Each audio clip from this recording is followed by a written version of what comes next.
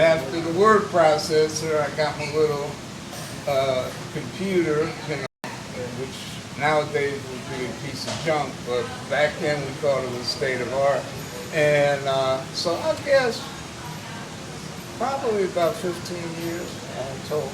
Because it was stop and start, stop and start. It was more a journaling thing than it was like, I'm going to sit down and write a book. It wasn't only past a couple of years that people started getting on my case about I needed to pull it together.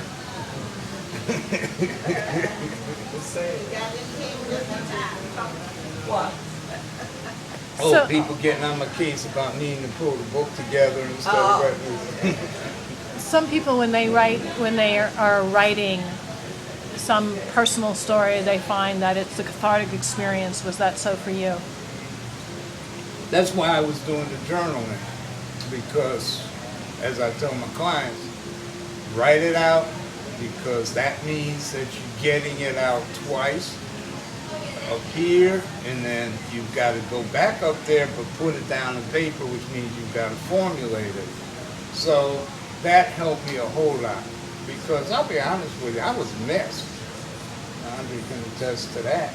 I mean, I was no good.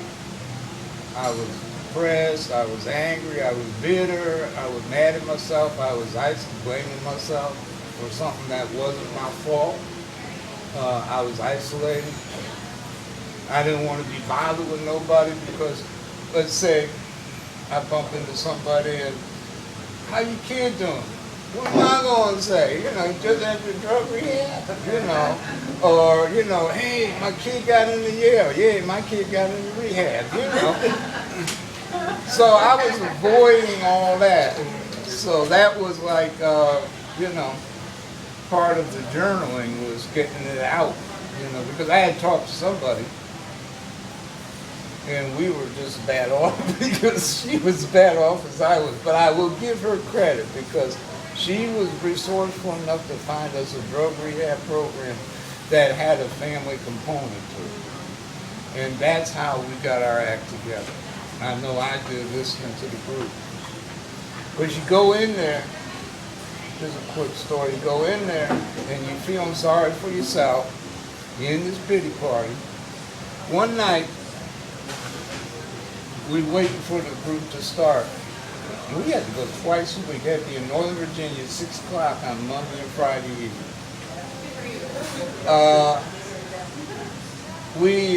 I'm sitting next to a guy who, if I called out his name, which I will not for client confidentiality reasons, everybody in this room would immediately recognize. On the other side of me is the CEO of a Fortune 500 company. In front of me is an admiral. Next to him is a guy who had a plumbing business in Northern Virginia. He built up from nothing.